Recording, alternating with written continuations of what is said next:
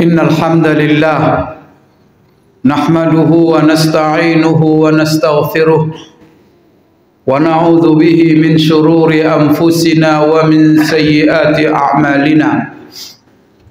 Man yahdihillahu fala mudilla lahu wa man yudlilhu fala hadiya lahu.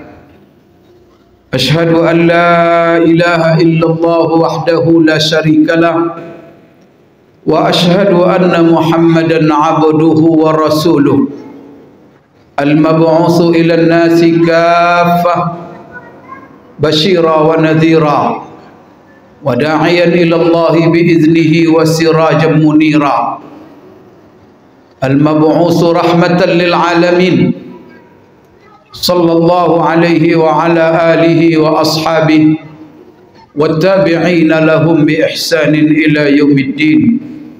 Amma ba'd. Faya ayyuhal muslimun, usikum wa nafsi bittaqwallah faqad fazal muttaqun. Qala Allah Ta'ala fi kitabihil karim, a'udzu billahi minasy syaithanir rajim.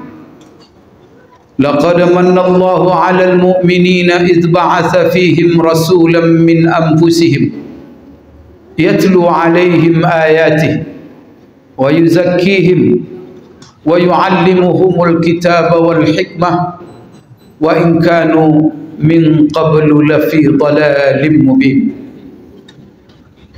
Wa qala ta'ala laqad ja'akum rasulun min anfusikum azizun 'alaihi ma 'anittum harisun 'alaikum bil mu'minina raufur rahim. Sadaqallahul azim. Wa qala sallallahu alaihi wasallam innama bu'istu liutammima makarimal akhlaq. Kaum muslimin jemaah Jumat, hafizakumullah wa ra'akum. Di hari-hari ini kita berada pada bulan Rabiul Awal 1445 Hijriah. Dengan masuknya bulan Rabiul Awal ini, pertama sekali kita diingatkan dengan seorang sosok manusia,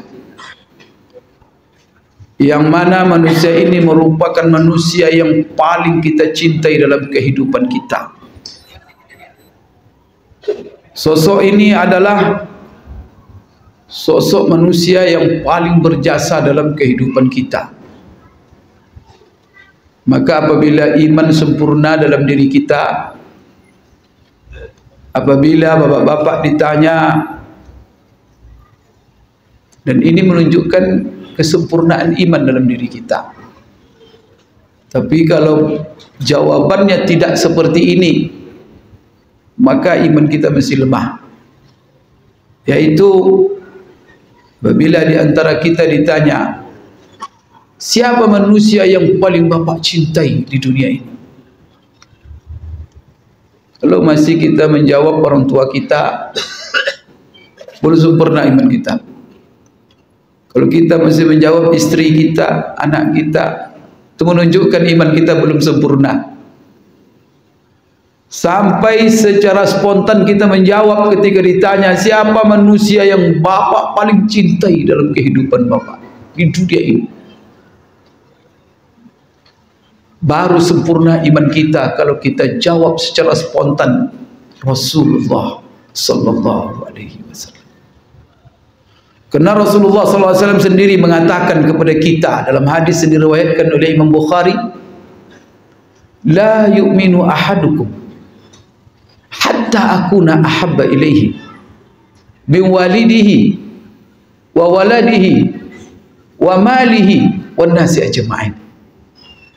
Tak sempurna iman salah seorang kamu sampai aku lebih dicintainya daripada bapaknya, daripada anaknya, istrinya, suaminya, dari harta, jabatannya, rumahnya, profesinya, dan dari manusia sekaliannya.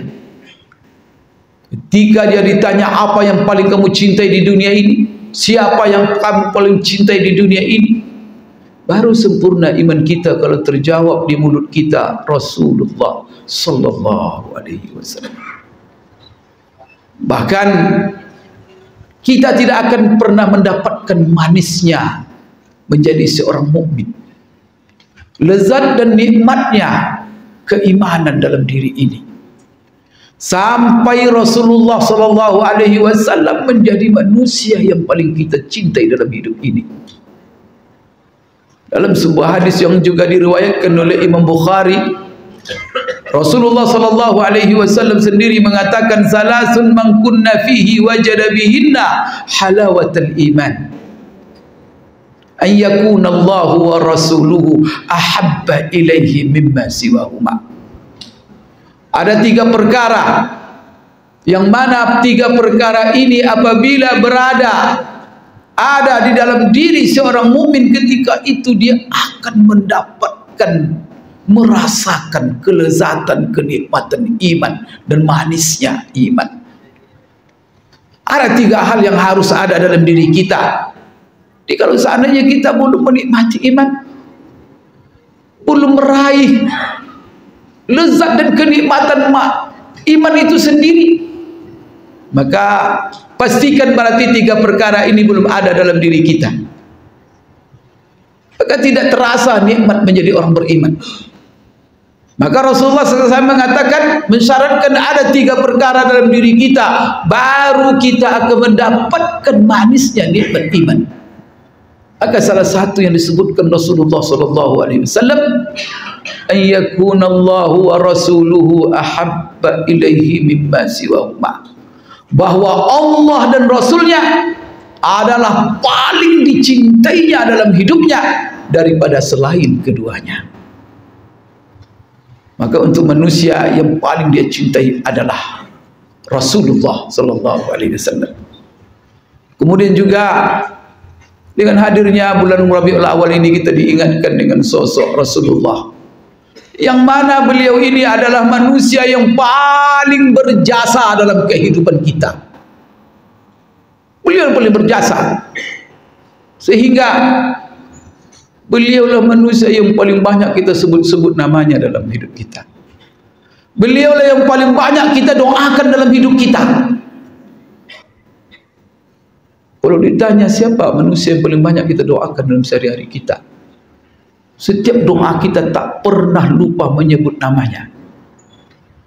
Mulai dari pagi, dari bangun kita sampai kita tidur, nama beliaulah yang selalu menghiasi mulut kita. Kenapa beliau ini paling banyak kita doakan, paling banyak kita sebut namanya? Karena dia adalah paling berjasa dalam hidup kita.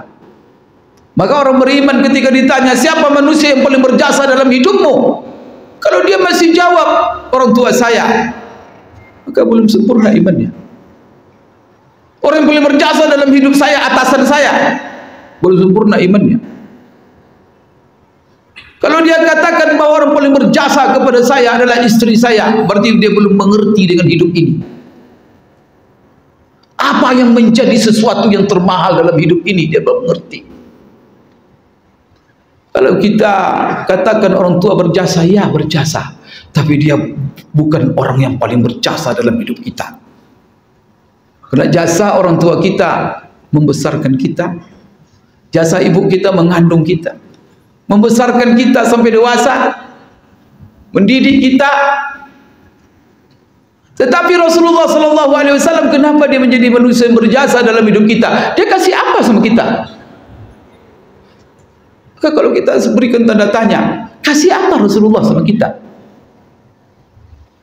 Mungkin kalau dalam politik, kita akan memilih seseorang karena dia berjasa. Mungkin dia ngasih sembako, ngasih amplop, ngasih bantuan, sehingga kita pilih. Karena kita anggap dia dengan ngasih duit itu berjasa. Mungkin dibantunya kita untuk meloloskan anak kita dalam suatu pekerjaan, mungkin dibantunya kita dalam sebuah kesulitan dan dimudahkannya, dan kita anggap dia paling berjasa. Tapi Rasulullah apa jasanya sama kita?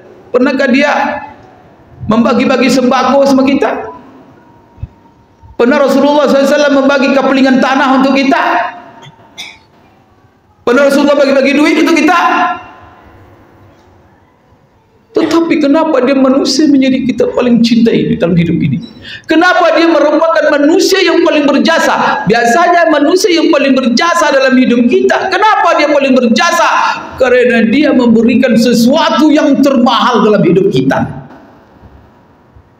Berarti kalau kita ditanya siapa manusia berjasa belum terjawab Rasulullah, berarti kita belum mengerti apa yang mahal dalam hidup kita ini sebenarnya.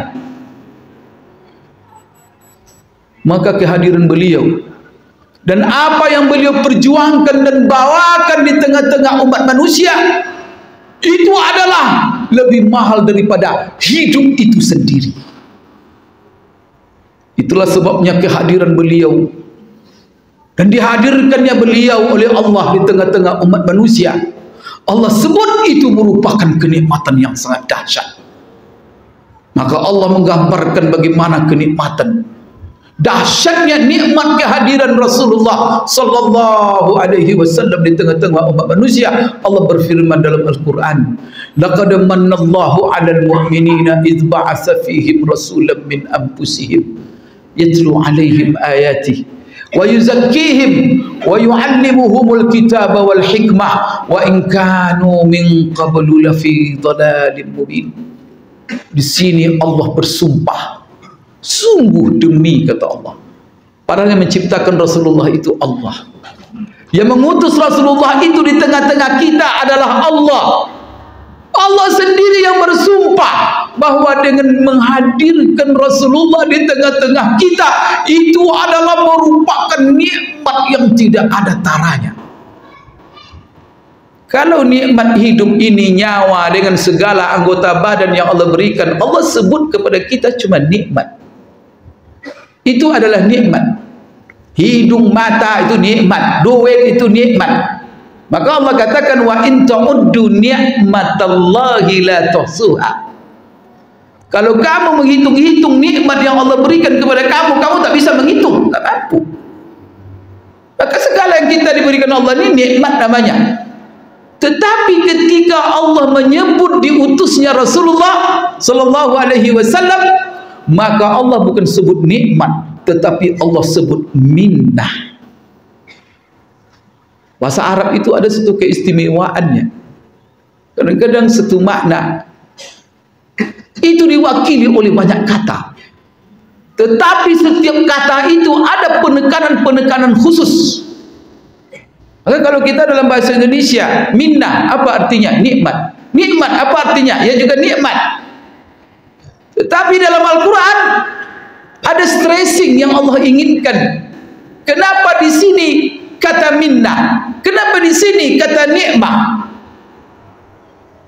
Maka di sini para ulama tafsir menjelaskan, ketika Allah menyebut apa yang Allah berikan kepada kita minnah, itu berarti adalah nikmat yang sangat besar. Artinya untuk kehidupan kita melebihi daripada harga dan nilainya daripada nikmat hidup itu sendiri, nikmat nyawa itu sendiri.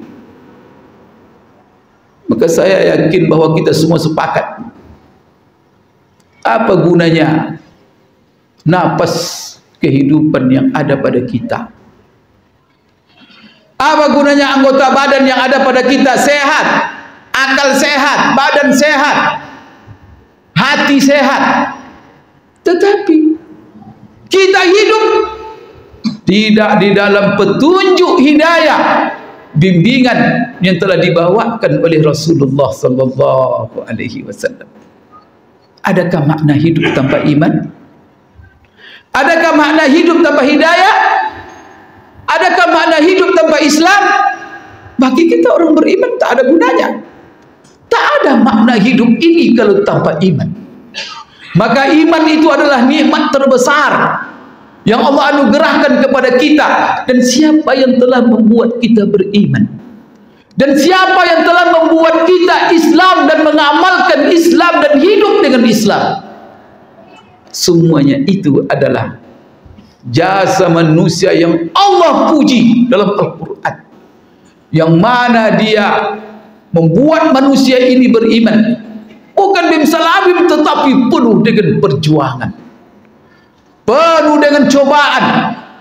Bahkan nyawanya pun dia pertaruhkan, hidupnya dia pertaruhkan demi supaya manusia ini semuanya beriman, supaya manusia ini semuanya mendapat hidayah. Maka apa yang dibawanya semuanya kepada kita bentuk kasih sayang Allah kepada kita, dan bentuk kasih sayangnya kepada kita. Coba dengarkan bagaimana Allah menggambarkan sifat beliau, dan bagaimana beliau memandang umatnya, perasaan apa yang beliau miliki dalam dirinya terhadap umatnya. Kalau seandainya kita menghadapi seluruh manusia yang punya perasaan seperti Rasulullah, maka hidup di dunia ini seperti surga. Kalau kita punya pemimpin-pemimpin seperti yang digambarkan oleh Allah, memiliki sifat-sifat Rasulullah, tidak akan seperti ini kehidupan ini kita rasakan. Coba dengarkan apa kata Allah ketika menyebut anugerah diutusnya Rasulullah kepada kita. Dan coba lihat pemimpin-pemimpin kita, bagaimana sifatnya, kontras. Apa kata Allah dalam Al-Quran? Laqad ja'akum rasulun min anfusikum. Sungguh telah datang kepadamu seorang rasul. Siapa yang mendatangkannya? Yang mendatangkannya adalah Allah. Siapa yang mengutusnya? Allah. Apa sifatnya? Azizun alaihi ma anittum. Dia merasa berat, perasaannya sangat berat sekali dan sangat susah melihat kamu kalau kamu hidup dalam kesusahan. Jadi hidup hatinya itu sangat berat ketika melihat umat manusia ini susah. Hatinya berat ketika melihat umat manusia ini disusahkan oleh sesamanya. Rasulullah SAW akan tidur kalau melihat ada orang menzolimi orang lain, maka dia selalu berpihak kepada orang-orang miskin, dan dia memberantas kezoliman orang-orang yang angkuh dan sombong.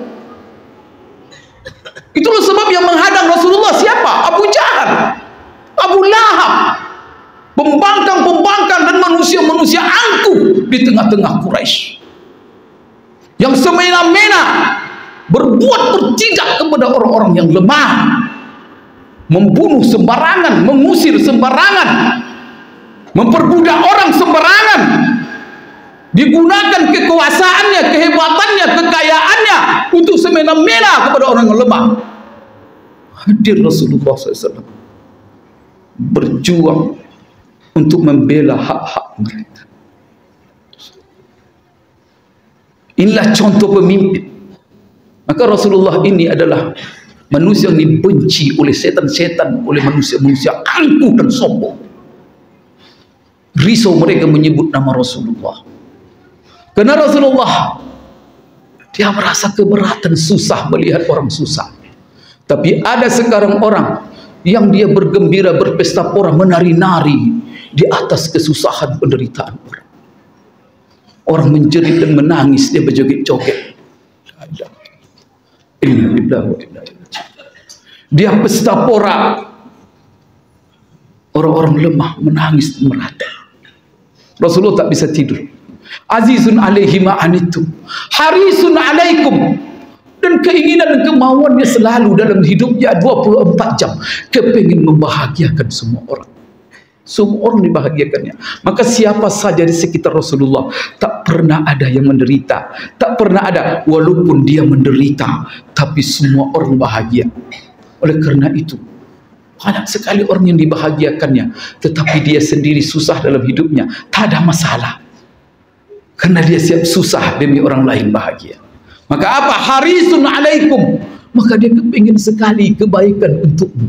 Dia kepingin apa? Keinginan, kemauannya selalu untuk membahagiakan kalian semua. Maka dia lebih cinta kepada kalian daripada dirinya sendiri. Seorang pemimpin manusia terhebat di dunia semenjak Nabi Adam sampai hari kiamat. Tetapi dia hidup sampai meninggal wafatnya hanya di sebuah rumah. Tinggal dia di rumah 4x4. Umar bin Khattab ketika masuk ke rumah dia menangis. Karena ketika Umar bin Khattab kena porosnya tinggi. Ketika masuk ke rumah Rasulullah sallallahu alaihi wasallam, terbentuk serubannya ke plafon rumah Rasulullah. Rumahnya hanya terdiri daripada pelepah kurma. Pelepah kurma itu pun sudah rapuh. Ketika terantuk kepala Umar ke plafon rumah Rasulullah, maka bertaburanlah sampah-sampah plafon itu. Lalu diusap sampai serban Umar kotor. Nangis. Ya Rasulullah, dunia ini kalau engkau mau, apa yang tak kau bisa ambil?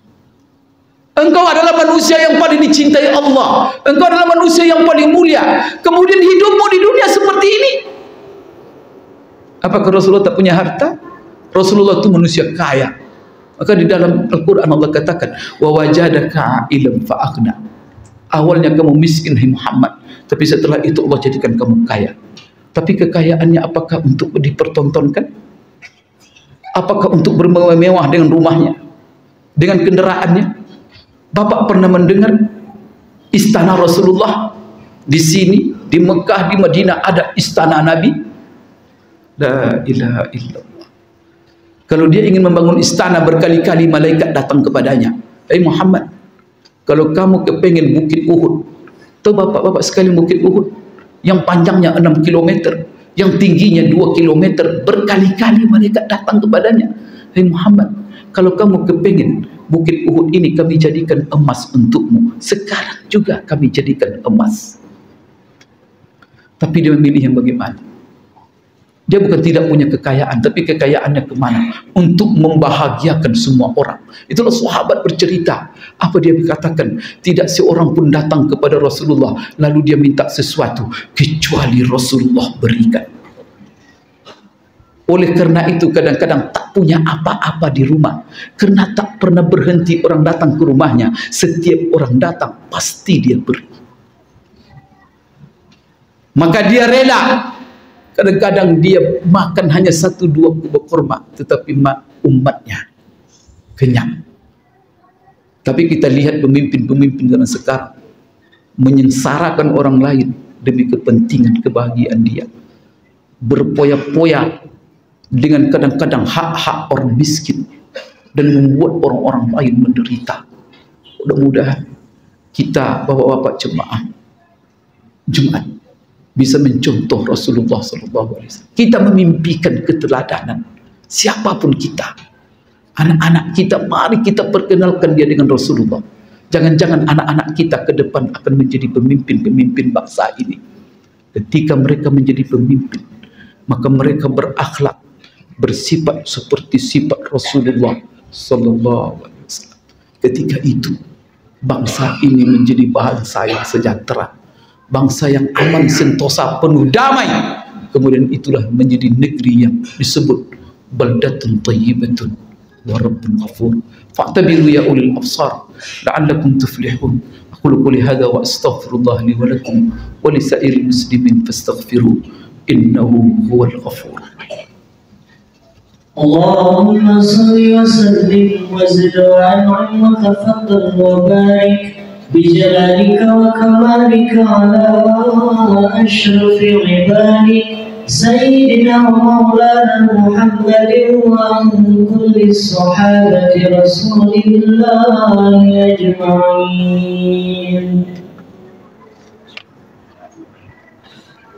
الحمد لله الذي أرسل رسوله بالهدى ودين الحق ليظهره على الدين كله ولو كره الكافرون. أشهد أن لا إله إلا الله وحده لا شريك له وأشهد أن محمدا عبده ورسوله لا نبي بعده صلى الله عليه وعلى آله وأصحابه ومن تبعهم بإحسان إلى يوم القيامة. أما بعد، فيا أيها المسلمون أوصيكم ونفسي بتقوى الله فقد فاز المتقون. قال الله تعالى في كتابه الكريم: أعوذ بالله من الشيطان الرجيم والعصر إن الإنسان لفي خسر إلا الذين آمنوا وعملوا الصالحات وتواصوا بالحق وتواصوا بالصبر. Bapak jemaah Jumat, mari kita pelajari sifat-sifat Rasulullah SAW. Rasulullah membawa ajaran Islam kepada kita. Islam itu penuh dengan keindahan. Dan kalau kita bertanya siapa sosok yang benar-benar mencontohkan ajaran Islam itu dalam hidupnya sempurna, itulah Rasulullah sallallahu alaihi wasallam. Banyak ideologi yang digembor-gemborkan manusia di dunia ini, macam-macam nama ideologinya.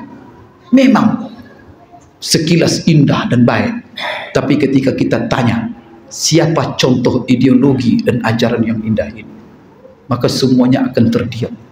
Maka tidak ada ideologi, ajaran syariat yang kita punya sosok contoh sempurna. Apapun yang terdapat dalam Islam ada perintah, maka contoh terhebat adalah Rasulullah. Ada larangan, siapa contoh terhebat menjauhinya adalah Rasulullah sallallahu alaihi wasallam. Maka mari kita pelajari sifat-sifatnya, kepribadiannya, supaya kita bisa mencontoh dalam diri kita dan juga memilih orang-orang yang di sekitar kita. Apalagi kita nanti ini adalah tahun-tahun bulan-bulan politik, kita akan memilih pemimpin kita, kita akan memilih wakil-wakil rakyat kita. Maka pilihlah mereka-mereka yang memiliki sifat-sifat seperti sifat Rasulullah sallallahu alaihi wasallam. Sifat apa di antaranya? Dia merasa susah, berat melihat orang susah, maka dia akan bertukus lumus, hidupnya membantu orang lain, meringankan kesusahan orang lain sekalipun dia sendiri susah. Kemudian dia selalu track recordnya, selalu kepengen kebaikan dan membahagiakan orang lain. Itu sifatnya. Tapi kalau dia suka susah menipu orang lain, menyusahkan orang lain, membuat orang lain menderita, jangan sekali-kali dipilih menjadi pemimpin kita. Azab kita dibuatnya, maka siap menderita kita semua. Maka begitulah Allah menjelaskan. Itulah sebabnya pemimpin-pemimpin yang pembohong, karena pembohong itu Allah membuat rakyat menderita. Lain yang di mulut, lain kerjanya. Kalau mulutnya manisnya luar biasa, tapi kerjanya kezaliman di mana-mana. Maka apa kata Rasulullah dalam sebuah hadis? Dia tidak kepingin umatnya diberlakukan oleh pemimpin seperti itu. Maka Rasulullah mengatakan dalam sebuah hadisnya, "Ma min abdin yastar'illahu ar-ra'iyya wa yamutu yawma yamutu wa huwa ghashun 'ala an-nas illa adkhalahu Allahu an-nar." Apa kata Rasulullah? Tidak ada seseorang yang Allah berikan tanggung jawab memimpin rakyat, lalu kerjanya dia menipu-nipu rakyat itu, kecuali hari dia mati, dan nanti di hari akhir Allah akan benamkan dia ke dalam neraka jahanam. Itulah ancaman Allah. Kenapa Rasulullah mengancam begini? Sayang Rasulullah kepada kita semua, supaya pemimpin-pemimpin itu takut kepada Allah, jangan membuat orang lain menderita.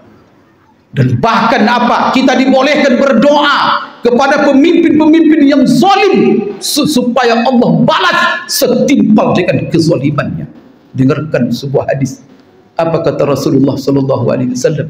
"Man waliya min amri ummati syai'an fashaqqa alaihim fashquq alaihim ya Allah." Barang siapa yang memimpin umatku, menjadi pemimpin di tengah-tengah umatku, lalu dia menyusahkan mereka, membuat mereka menderita, ya Allah, buat hidupnya menderita ya Allah dunia akhirat. Maka hadis ini memberikan contoh kepada kita bahwa kita boleh berdoa kepada orang-orang yang zalim dan Allah berikan balasan setimpal dengan kezaliman yang dilakukannya. قال الله تعالى في كتابه الكريم أعوذ بالله من الشيطان الرجيم إن الله وملائكته يصلون على النبي يا أيها الذين آمنوا صلوا عليه وسلموا تسليما اللهم صل على محمد وعلى آل محمد كما صليت على إبراهيم وعلى آل إبراهيم وبارك عليهم وبارك على محمد وعلى آل محمد كما باركت على إبراهيم وعلى آل إبراهيم في العالمين إنك حميد مجيد اللهم اغفر للمسلمين والمسلمات والمؤمنين والمؤمنات الأحياء منهم والأموات إنك سميع قريب مجيب دعوات آمين آمين يا قاضي الحاجات ربنا ظلمنا أنفسنا وإن لم تغفر لنا وترحمنا لنكونن من الخاسرين اللهم أعز الإسلام والمسلمين اللهم انصر من نصر الإسلام والمسلمين اللهم اخذل من خذل الإسلام والمسلمين اللهم ولي أمورنا خيارنا اللهم ولي أمورنا خيارنا ولا تولي علينا شرارنا اللهم لا تسلط علينا بذنوبنا ومعاصينا من لا يخافك ولا يرحمنا اللهم اجعل Indonesia baldatana hadhihi aminatan mutmainnatan rakhaan sakhaan wa sa'ir biladil muslimin Allahumma adfa' warfa' 'anna al-bala wal waba wal ghala wal fahsya wal munkar wal mihan wal zalazil wal fitan ma dhahara minha wa ma batan min buldanina hadhihi wa min sa'iri buldanil muslimin rabbana atina fid dunya hasanah wa fil akhirati hasanah wa qina adzaban nar ibadallah innallaha ya'muru bil adli wal ihsan wa ita'i dzil qurba wa yanha 'anil fahsya'i wal munkari wal baghi ya'idzukum la'allakum tadhakkarun wa ladhikrullahi akbar wallahu ya'lamu ma tasna'un wa aqimus shalah.